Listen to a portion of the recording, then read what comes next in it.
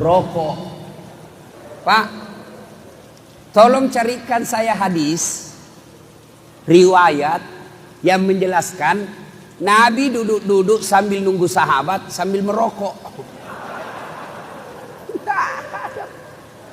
Biasa itu orang merokok, Pak, saya lihat kayak orang kurang kerjaan.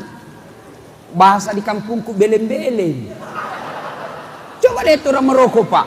Itu aja dia kerja 10 menit. Isap, buang. Sekali-kali isap, kunyah. Kita yang tidak merokok ini paling gampang kena serangan daripada yang merokok. Janganlah kau merokok dekat-dekat kami.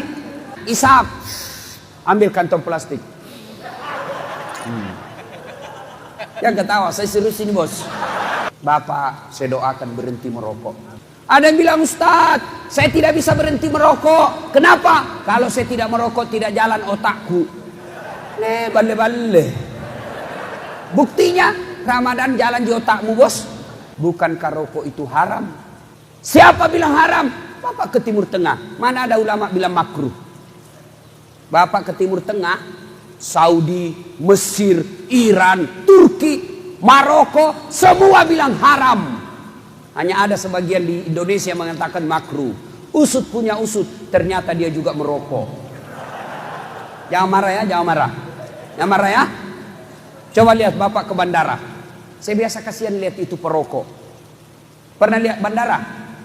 Pernah ke bandara? Coba lihat itu perokok, Pak. Diasingkan, dikasih tempat sendiri, tidak boleh ganggu orang lain. Di mana tempatnya merokok? Kayak bele-bele, kotak-kotak, disitulah dia sendiri. Kayak bele-bele ini.